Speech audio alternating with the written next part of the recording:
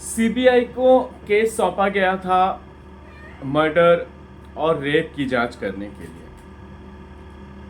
क्या सीबीआई अपने सही रास्ते पे चल रही है? आज 21 तारीख समाप्त हो गया और 22 अगस्त आ गए, यानी कि घटना को 10 दिन से भी ज़्यादा हो गया। अभी तक जांच एजेंसी ये नहीं बता पाई है कि हमारी अभाया के साथ रेप हुआ था या गैंग रेप हुआ था। आखिर वजह क्या है? पहले केस कोलकाता पुलिस के पास था, चलो मान लिया राज्य सरकार की लापरवाही थी, राज्य सरकार की जिम्मेदारी थी, सब कुछ था, ठीक है, राज्य सरकार ने अरेस्ट भी किया। लेकिन सीबीआई क्या कर रही है? सीबीआई रेप और मर्डर की जांच की जिम्मेदारी सुप्रीम कोर्ट ने हाई कोर्ट ने उन्हें सौंपा था।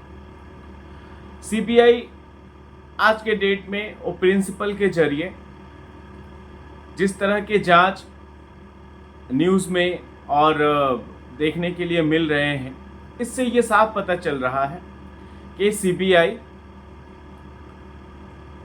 रेप और मर्डर पर ध्यान कम और करप्शन पर ज़्यादा ध्यान दे रही है। उनका ध्यान करप्शन पे ज़्यादा है। करप्शन की जांच तो हम कभी भी करा सकते हैं, करप्शन की जांच हम कभी भी करा सकते हैं। अभी हमारा मुद्दा करप्शन नहीं है, हमारा मुद्दा है कि हमारी एक बहन के साथ क्या हुआ, आखिर उस रात घटी क्या।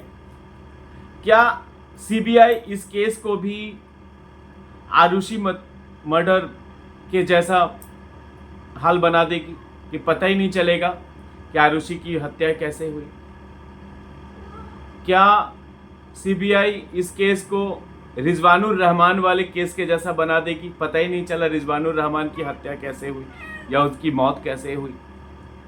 क्या सीबीआई इस केस को भी सुशांत सिंह राजपूत के जैसा टालती रहेगी? आज तक हमें यह नहीं पता चला कि सुशांत सिंह राजपूत की हत्या हुई या उसने आत्महत्या किया। हम मानते हैं कि कलकत्ता पुलिस की लापरवाही थी, बहुत घोर लापरवाही थी, जिसकी जितनी भी निंदा की जाए कम है। लेकिन हमने माजी में सीबीआई के परफॉर्मेंस को भी तो देखा है ना। आज देखिए, हम सड़कों पे हैं, हमारी माएँ बहनें, हमारे भाई, एक तरह से आप समझ लीजिए पूरा राज्य के हर लोग अपने स्तर पर इस रेप और मर्डर के खिलाफ पीड़ित परिवार को इंसाफ दिलाने के लिए सड़क पे है। लेकिन हमें कोई अपडेट ही नहीं मिल रहा है कि केस कहां तक पहुंची, फॉरेंसिक रिपोर्ट नहीं आई अभी तक। हमें तो ये भी नहीं पता है कि वो रेप था या फिर गैंग रेप था। इससे ज्यादा और शर्मनाक क्या हो सकता है? क्या भारतीय जनता पार्टी इस केस को बेस बना करके राज्य में राष्ट्रपति शासन लागू करने की साजिश रच रहा है? क्योंकि हमारे राज्यपाल एकाएक एक्टिव हो जाते हैं, वो दिल्ली भी जाते हैं, दिल्ली से आने के बाद पीड़िता परिवार से मिलते हैं। पीड़िता परिवार से राज्यपाल पहले भी तो मिल सकते थे ना, पहले क्यों नहीं मिले? ये 10 दिन के बाद उन्हें पीड़िता परिवार की याद आई उन्हें, और जिस तरह का बयान मिस्टर बोस हमारे जो राज्यपाल हैं वो दे रहे हैं कि हर क्षेत्र में सरकार फेल है, राज्य का कोई इंसान सुरक्षित नहीं है, ठीक है, तो इससे क्या क्यास लगाया जाए? क्या हम किसी राजनीति का शिकार तो नहीं हो रहे हैं? क्या राज्य किसी राजनीति का शिकार तो नहीं हो रहा है? आज जो हम सड़कों पे उतरे हुए हैं, आम लोग जो उतरे हुए हैं, क्या इसे जन आक्रोश बनाकर यह आधार बनाने की कोशिश नहीं की जा रही है कि राज्य में राज्य की बागडोर संभालने में राज्य की सरकार सफल नहीं रही। हमें कुछ इसका अल्टरनेट सोचना होगा हमें, क्योंकि हम जिस मकसद से रास्ते पे उतरे, हम जिस मकसद से प्रोटेस्ट कर रहे हैं, जो जहां चाह रहा है वहां प्रोटेस्ट कर रहा है। आप जाओ ना, कम से कम यहां आप प्रोटेस्ट तो कर पा रहे हैं ना। हम, ये बंगाल की धरती है,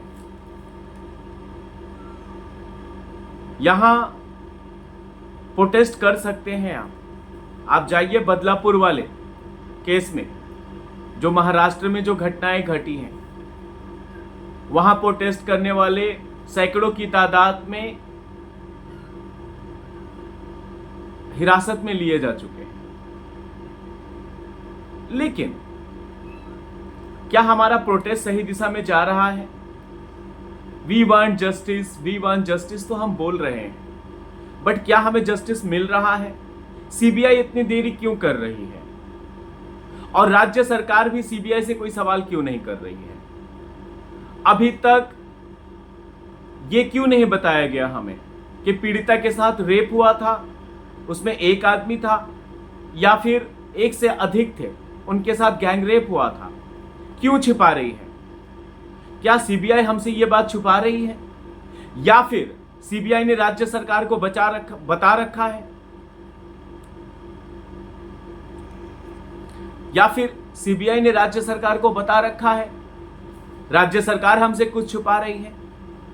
तो ये भी सवाल है ना।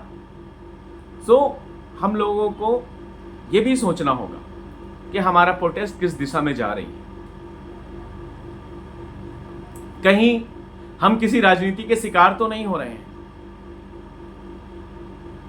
क्या आपदा को अवसर तो नहीं बनाया जा रहा है?